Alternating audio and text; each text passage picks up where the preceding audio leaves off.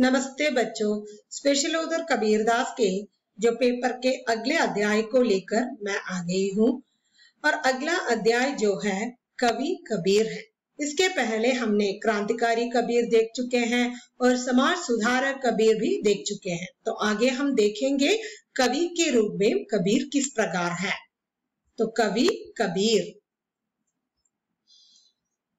हम जानते हैं कि कबीरदास निरक्षर था और उन्होंने विधिवत शास्त्र ज्ञान भी हासिल नहीं किया था। फिर भी उनमें जो है काव्य निर्माण की प्रतिभा भरपूर है।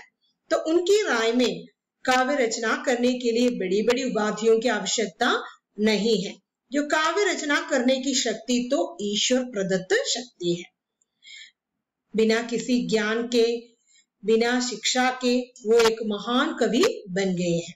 तो उन्होंने खुद कहा है कि काव्य रचना करने के लिए बड़ी बड़ी उपाधियों की आवश्यकता नहीं है और कविता करने की शक्ति तो ईश्वर प्रदत्त शक्ति है।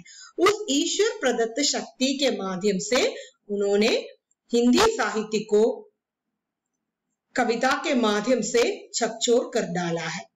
हिंदी काव्य जगत को संपन्न कर दिया है। तो कबीरदास की जो रचनाओं में, कविताओं में हम उस समय के प्रचलित सभी भाषाओं के पुट देख सकते हैं। उस समय प्रचलित सारी की सारी भाषाओं के शब्दों का इस्तेमाल उन्होंने अपनी रचनाओं में की है। इसलिए भाषा पर उन्हें जबरदस्त अधिकार है, तो यही आलोचक मानते हैं। इस दृष्टि से आचार्य हजारी प्रसाद द्विवेदी ने उन्हें वाणी का डिक्टेटर कहा है। तो वाणी का डिक्टेटर किसने किसको कहा है? आचार्य हजारी प्रसाद द्विवेदी ने कबीरदास को कहा है। क्यों कहा है? क्योंकि कबीरदास की रचनाओं में उस समय प्रचलित सभी भाषाओं का शब्द मिल सकते हैं। तो इसलिए ही कबीर की भाषा को हम साधुकड़ी कहते हैं। तो कबीरदास काव्य की रचना किस लिए करते हैं? काव्य रचना का उद्देश्य क्या है? काव्य रचना का उद्देश्य उन्होंने लोक हित माना है। लोक कल्याण की भावना उनकी रचनाओं में हम देख सकते हैं। ജനങ്ങളുടെ നന്മ, സാധാരണക്കാർക്ക് വേണ്ടിയിട്ടാണ് അദ്ദേഹം കവിതകൾ എഴുതിയിരുന്നത്. അപ്പൊ കവിത എഴുതുന്നതിന് വലിയ ഉപാധികൾ അല്ലെങ്കിൽ വലിയ ഡിഗ്രി ഒന്നും ആവശ്യമില്ല. കവിത എഴുതാനുള്ള കഴിവ് ഈശ്വരൻ നൽകുന്നതാണ്. ആ കഴിവിലൂടെ അദ്ദേഹം ലോക നന്മയ്ക്ക് വേണ്ടിയിട്ടാണ് ആ കഴിവ് പ്രയോഗിച്ചത്. സാധാരണക്കാർക്ക് വേണ്ടിയിട്ടാണ് അദ്ദേഹം കവിതകൾ എഴുതിയിരുന്നത്. तो वो कविता के लिए कविता करना उनका लक्ष्य नहीं था। कविता के लिए कविता करना उनका लक्ष्य नहीं था। വെറുതെ കവിത എഴുതാൻ വേണ്ടി കവിത എഴുതുകയല്ല അദ്ദേഹത്തിന്റെ ലക്ഷ്യം। चमत्कार प्रदर्शन उनका लक्ष्य नहीं था। बहुत सारे जो अलंकारों और छंदों का इस्तेमाल करके कुछ लिख देना, वही उनका उद्देश्य नहीं था। उनका उद्देश्य तो समाज को अवगत करना है।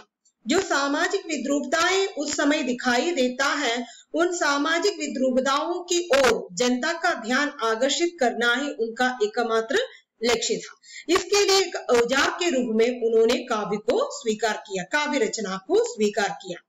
तो इस प्रकार उनकी कविताओं को देखकर हमें ऐसा लगेगा कि उनमें विलक्षण काव्य प्रतिभा है, एक्स्ट्रा ऑर्डिनरी टैलेंट ഉള്ളതായിട്ട് നമുക്ക് അദ്ദേഹത്തിന്റെ കവിതകൾ വായിക്കുമ്പോൾ തോന്നും। तो आगे जो है उनके जो काव्यों में अभिव्यंजना के अनेक तत्व पाए जाते हैं। अभिव्यंजना के तत्व का मतलब क्या है? समाज में बहुत सारी चीजें कबीरदास देखते हैं, उसे काव्य के माध्यम से एक्सप्रेस करना वो चाहते हैं, लेकिन कभी कभी इस प्रकार एक्सप्रेशन पूरा नहीं हो पाता। फिर भी अभिव्यंजना के कुछ तत्वों का इस्तेमाल करके अपनी मन की बातों को खुलकर प्रकट करने का प्रयास उन्होंने किया है। तो उस प्रकार के तत्व क्या क्या है? व्यंजना, लक्षणा, वक्रोक्ति, अलंकार, रीति, व्यंग्यपूर्ण शैलियां और रस व्यंजन। तो व्यंजना क्या है, लक्षणा क्या है? ये दोनों शब्द शक्तियां हैं। तो शब्दों के अर्थ सुनने में हमारे मन में अर्थ की प्रतीति किस प्रकार होता है, यही प्रकट करना शब्द शक्ति है। तो व्यंजना और लक्षणा, अभिधा, ये तीनों शब्द शक्ति है। अभिधा का मतलब है एक शब्द सुनते ही सीधे उसका साधारण अर्थ समझ में आना। ഒരു ശബ്ദം, ഒരു വാക്ക് കേൾക്കുമ്പോൾ സാധാരണയായിട്ട് നമ്മൾ ഉപയോഗിക്കുന്ന അതിന്റെ അർത്ഥം പ്രകടമാവുക. कुर्सी कहने पर कुर्सी का अर्थ समझ में आ जाते हैं. लक्षणा का मतलब है साधारण अर्थ से भिन्न अर्थ ग्रहण करना. तो हम किसी व्यक्ति को देखकर बताते हैं कि वो गधा है. गधा एक जानवर है, लेकिन व्यक्ति के हिसाब से कहेंगे तो मूर्खता का प्रतीक है. वही लक्षणा है. व्यंजना का मतलब है यदि अभिधा और लक्षणा से हमें अर्थ की प्राप्ति नहीं होती, किस प्रकार उस अर्थ की प्रतीति होती है, वही व्यंजना है. സാധാരണ രീതിയിലും നമ്മൾ പരമ്പരയായിട്ട് ഉപയോഗിച്ചു കൊണ്ടുവരുന്ന അർത്ഥത്തിന്റെ തലങ്ങളും നമുക്ക് കിട്ടിയില്ല, മറ്റൊരു രീതിയിലാണ് അർത്ഥം ലഭിക്കുന്നതെങ്കിൽ അതിനെയാണ് വ്യഞ്ജന എന്ന് പറയുന്നത്. इसके बारे में अच्छी तरह आप ग्रामर में पढ़ेंगे तो यहाँ ये बताने की आगे इसके बारे में बताने की कोई जरूरत नहीं है. आपकी थोड़ी सी जानकारी के लिए मैंने कह दिया है. व्यंजना और लक्षणा का जो प्रयोग उन्होंने किया है. फिर वक्रोक्ति, वक्रമായ उक्ति, നേരെ പറയുന്നതിനെ വളച്ച് തിരിച്ച് പറയുക, वही वक्रोक्ति. वो एक अलंकार भी है, वो अलंकार के अंतर्गत आते हैं. एक शब्द का अनेक अर्थ होना. तो इस प्रकार जो एक उदाहरण के लिए कहेंगे तो जो कृष्ण के बहुत सारे नाम होते हैं. घनश्याम वो बादल के लिए भी प्रयुक्त होते हैं और कृष्ण के लिए भी प्रयुक्त होते हैं, लेकिन उसके प्रयोग के संदर्भ के अनुसार उसमें बदलाव जरूर आता है. यदि इसके बारे में आप अधिक जानकारी पाना चाहते हैं तो अलंकार का ग्रंथ उठा के देख लीजिए, नहीं तो आप गूगल पे जाइए और वक्रोक्ति अलंकार के बारे में समझ लीजिए. ठीक है. फिर बहुत सारे अलंकारों का प्रयोग उन्होंने किया है. फिर रीति, रीति का मतलब है काव्य रचना की पद्धति, विशिष्ट पद रचना रीति. गौड़ी रीति है, वैदर्भी रीति है. इस प्रकार जो काव्य में जो अभिव्यंजना के लिए जिन जिन चीजों का इस्तेमाल करना चाहिए वो सब कबीरदास ने किया है. फिर व्यंग्यपूर्ण शैलियां, आक्षेप हास्य, व्यंग्य उपयोग. फिर रस व्यंजन, कविता सुनने से हमारे मन में एक अनुभूति उत्पन्न होती है. बहुत सारे रस होते हैं. रस का मतलब नवरसങ്ങൾ ഉണ്ടെന്ന് പറയുന്നു.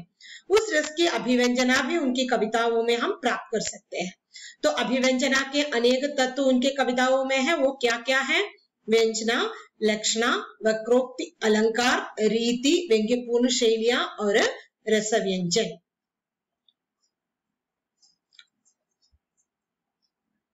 तो आगे आप देखिए, कबीर ने अपनी रचना को ज्ञान की आंखें कही है. തന്റെ രചനകളെ അറിവിന്റെ കണ്ണുകളായിട്ടാണ് അദ്ദേഹം പറയുന്നത്. നമ്മൾ കണ്ണ് കണ്ട് മനസ്സിലാക്കുന്ന ഒരു അവയവമല്ലേ. उसी प्रकार उनकी कविताएं जो है ज्ञान की आंखें हैं, അറിവിന്റെ ഒരു ഭണ്ഡാരം, അറിവിന്റെ കണ്ണുകളാണ്.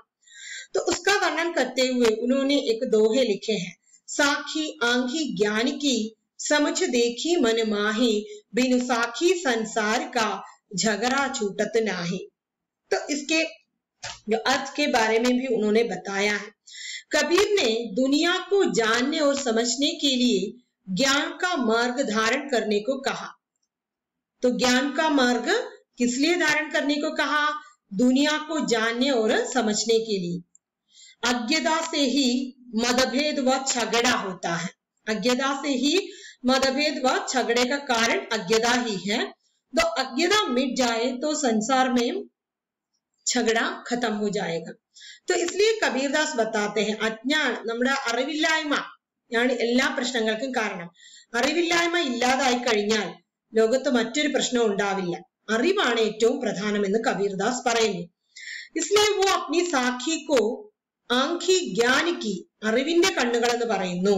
समझ देखी मन माहे, मन लगाकर उसे देखना चाहिए. बिनु साखी संसार का झगड़ा छूटत नाही.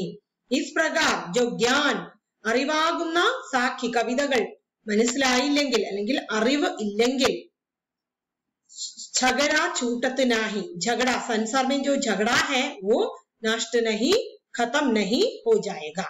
यही कबीरदास बताना चाहते हैं. कबीरदास अपनी रचनाओं को ज्ञान की आंखें कही है. ये आपके जो टेक्स्ट बुक पे दिया हुआ उदाहरण है, ये उसका जो अर्थ है.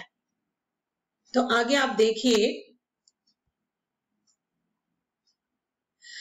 कबीर ने जो कविता के लिए सांझा शब्द का प्रयोग किया है। कबीर ने कविता के लिए किस शब्द का प्रयोग किया है? सांझा शब्द का प्रयोग किया है। इसके लिए इन्होंने एक दोहे भी लिखे हैं। इसका प्रतिपादन करने वाले एक दोहे हैं। सांझा शब्द कबीर का, हृदय देखो विचार, चित देखे समुचय नहीं, मोही कहत भये जुगचार। तो ये शब्द भी कबीर की जो कविताएं हैं उसे शब्द कहते हैं। जो कविता सांझा शब्द कबीर का, कबीरदास कहते हैं जो मेरी सांझा, मेरी कविताएं हृदय देख विचार, हृदय में विचार करना चाहिए, उसे पढ़ के मन में विचार करना चाहिए वो क्या कहना चाहते हैं। चित्त देखे समुचय नाही, मोही कहत भये जुगचार। चित्त लगाकर ही शब्द समझ सकते हैं, अन्यथा नहीं। मन लगाकर विचार करना है, फिर चित्त लगाकर ढूंढना चाहिए कि इन कविता के माध्यम से कबीर क्या कहना चाहते हैं। मन लगाकर ही इन कविताओं को पढ़ना चाहिए, यही कबीरदास कहते हैं। तो कबीरदास की कविताओं में कुछ काव्य सौंदर्य देखने को मिलते हैं। काव्य की सारी खूबियां उसमें हम देख सकते हैं। तो ये खूबियां जो है, ये काव्य सौंदर्य जो है अकृत्रिम है, നാച്ചുറൽ ആയിട്ടുള്ളതാണ്. അല്ലാതെ കൃത്രിമമായി ഉണ്ടാക്കിയ കാവ്യ സൗന്ദര്യമല്ല കബീറിന്റെ കവിതകളിൽ നമുക്ക് കാണുവാൻ സാധിക്കുന്നത്. इतना तो आपके समझ में जरूर आए होंगे। तो आगे जो है कबीर की कविताओं की कुछ विशेषताएं हैं। कबीर की कविताओं में जो काव्य सौंदर्य आ गए हैं वो अकृत्रिम है, वो कविताओं की विशेषताओं के जरिए ही प्राप्त हुए हैं। तो कबीर की कविताओं की विशेषताओं के माध्यम से हम कह सकते हैं उनकी कविताओं में जो काव्य सौंदर्य है वो अकृत्रिम है। वो क्या क्या है? भाव एवं रस योजना, अलंकार गद रमणीयता, प्रतीक विधान, छंद विधान, भाषा सौंदर्य, ये पांचों तत्व, ये पांचों घटक हम कबीर की रचनाओं में देख सकते हैं। एक एक के बारे में मैं कहूंगी आगे। भाव एवं रस योजना, भाव माने क्या है? भाव का मतलब है फीलिंग, एक तथ्य वो कहना चाहते हैं। वो मन की अनेक भाव होते हैं, करुणा, शांत, ये सब मन की जो अवस्था है उसे हम रस कहते हैं। भाव और रस को पिरोकर उन्होंने कविताओं में इस्तेमाल किया है। किस प्रकार? कबीर की रचनाओं में रसगद रमणीयता एवं भाव सौंदर्य का विधान है। तो जिनके बारे में वो कहना चाहते हैं वही भाव है, विषय ही भाव है। विषय बहुत सुंदर होते हैं उनके जो कविताओं का विषय। फिर उसमें हमारे मन को चकचोरने वाले रसों का प्रयोग भी उन्होंने किया है, जो श्रृंगार है, वियोग है, करुण है, हास्य है, व्यंग्य है, इन सारी की सारी जो रसों का इस्तेमाल भी उन्होंने अपनी कविताओं में किया है। रसവും ഭാവവും രണ്ടും സമന്വയിപ്പിച്ചുകൊണ്ടാണ് കവിതകൾ എഴുതിയിരുന്നത്। फिर संयोग एवं वियोग श्रृंगार का चित्रण। श्रृंगार दो प्रकार के होते हैं, संयोग एवं वियोग। വേർപാടും മിലനും കൂട്ടി കാണുന്നതും ഇത് രണ്ടും ശൃംഗാരത്തിന്റെ രണ്ട് തലങ്ങളാണ്, തമ്മിൽ കാണുന്നതും പിരിഞ്ഞു പോകുന്നതും। ഈ संयोग एवं वियोग श्रृंगार का प्रयोग उन्होंने अपनी कविताओं में किया है। तो वो संयोग और वियोग श्रृंगार का चित्रण आत्मा परमात्मा के स्थान पर आत्मा परमात्मा के मिलन और संयोग का वर्णन करते समय उन्होंने संयोग एवं वियोग श्रृंगार का चित्रण खूब किया। आत्मा परमात्मा के प्रति विरह एवं मिलन का चित्रण उन्होंने किया है। वो अपने को पत्नी और परमात्मा को पति मानते हैं, तो उनके विरह और मिलन का चित्रण भी उन्होंने किया है।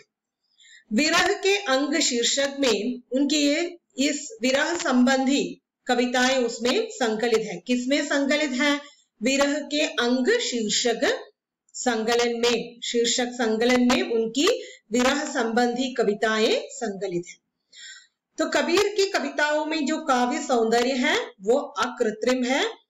उनकी कविताओं में कुछ विशेषताएं पाई जाती हैं, वो ये है भाव एवं रस योजना, अलंकार रमणीयता, प्रतीक विधान, छंद विधान, भाषा सौंदर्य। तो आगे के भाग के साथ मैं फिर हाजिर हो जाऊंगी, तब तक के लिए विदा लेती हूँ। धन्यवाद।